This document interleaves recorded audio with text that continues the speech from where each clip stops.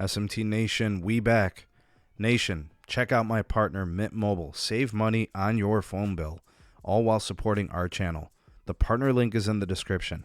Take advantage of their great deals on their legendary service, get their legendary customer care, and get all types of great deals on phones and service. They got the 6-month free service when you buy a phone and a 6-month plan. Awesome deals.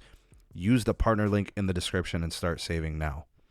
All right, getting started here with today's content. We did cover the T-Mobile angle of this story, but I'll go ahead and link this again for you. I wanted to split it up in 2 parts because, again, I respect your time and you might be kind of consuming this content bit by bit and piece by piece. So for the Verizon angle on this particular article, we're looking at the Verizon Fixed Wireless Access 5G Home. Was available to 20% of households in this sample, in this study, as of December 22. Right, so just last month when they took this survey. That's an improvement from 15% in February of 2022 and 7% in September of 2021. Folks, this is 100% a correlation to the build of their new capacity asset, C-band N77, what has basically become their quote-unquote nationwide version of 5G ultra-wideband. All right, so when you look at this particular figure, here's the T-Mobile figure. You can kind of see that they've increased their availability of T-Mobile home internet slightly, right? They've gone from 35% to 39% to 41% in the same time frame. Meanwhile, Verizon has gone from 7 to 15 to 20, right? Those are substantial increases as percentages because they've got this new spectrum, and it's a great capacity asset for them, and they're looking to monetize the build, the dedicated money that they're spending on C-band. They paid tens of billions of dollars for the spectrum, and they are paying tens of billions of dollars to build it out.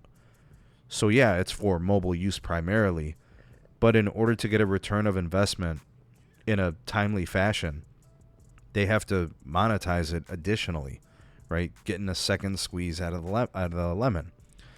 All right, so it says here it's all relative to capacity. I totally agree. You've got to have capacity to create a legitimate dual-purpose network where you've got mobile usage, the traditional mobile user, which they have a lot of customers, right? Verizon has a ton. They have the most customers of any mobile network operator on a nationwide scale. So they've got to support them and their increased usage per customer, right? They don't really grow traditionally, but a lot of customers on their network, especially big cable customers too, right? They're not heavy data users, but they do count, right? They're using a few gigs a month. But it says here it's all due to the C-band, then I have to agree. I mean, you can't provide fixed wireless access service without having wide bandwidth and deep channels. So this obviously indicates that they are building out the C-band very, very quickly. It says here 30% of locations where Verizon offered fixed wireless access had a 5G-based product available last February, with the balance covered with LTE. Additionally, Verizon's 5G fixed wireless access product was available to a mere 6% of locations outside the company's fixed broadband footprint. Okay, so it 100% correlated to the C-band, right? It surged to 72% of the locations where Verizon offered the service, 16% of all locations outside the Verizon fixed footprint. All right, now additionally, it says here Verizon is using fixed wireless access to target DSL. It makes sense, right? DSL is a dead technology. It's a dead-end technology. People are only on it because they don't have other options. If you gave people a cable provider, they'll take that. If you gave people a fixed wireless access product, could probably beat it out easily. It could probably be just as good in the latency department and ping times. It's going to probably offer a multiplier improvement for uplink and downlink for that matter, right? Verizon's fixed wireless access product, if you qualify for it, typically they say speeds up to 300 down and up to 20 up.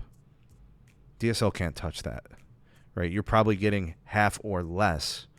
You're probably getting like 25% of that uplink on DSL. And then for the downlink, probably more of the same, right? Probably 5 times less. So moving forward, that's my expectation, is that these numbers from Verizon will continue to grow. The reach will increase especially with the rest of C-band clearing at the end of this year. So by December of 2023, more early access markets are going to be getting C-band. Verizon will accelerate that repack from satellite. They'll pay the fees, they'll whatever to the company, to the SAT companies, and get that going in those crucial markets or in areas where they need to get going quickly. And then for the rest that clear at the end of this year, 2024 is going to be a big year for them. Verizon will be growing. I know a lot of cable operators and market analysts will tell you that fixed wireless access is going to start running out of steam very soon. I disagree. I think Verizon's run begins this year and then carries through next year. I don't think it's going to really slow down for them until mid-2024. I think pretty much the same for T-Mobile as well. I think they're going to have their run through the middle of next year, and then things might start to slow down as they've kind of penetrated all markets, right? And that all just depends. Where's cable at? Where are they at with their DOCSIS upgrades? Where's fiber at? Or is fiber going to stall, or are there going to be more overbuilders? We have to wait and see how it plays out, but this all lines up with my theories, right? My hypotheses. That's what I'm thinking. So yeah, associated with the Verizon build, simultaneous with the C-band build, this is what we're seeing. So good stuff. Verizon expanding. I know a lot of people have been, a very loud minority have been complaining about the Verizon network. I'm just not seeing it that way. I see a lot of growth potential. I see a lot of solid capacity being built, very uniform, very quickly. I've never seen a dedicated network build this fast ever before. AT&T was really cooking with gas. They have slowed down in the CLE a little bit. We'll see if that reaccelerates at the front end of this year. We'll see what T-Mobile does if they continue to improve outside of traditional urban markets, right? The suburban and the rural piece. And then for Verizon, we'll see if they maintain the blistering pace they've held for over a year now, right? It's been about 15, 16 months, and they've been cooking with gas. My expectation is that they continue. They're still spending a lot of money.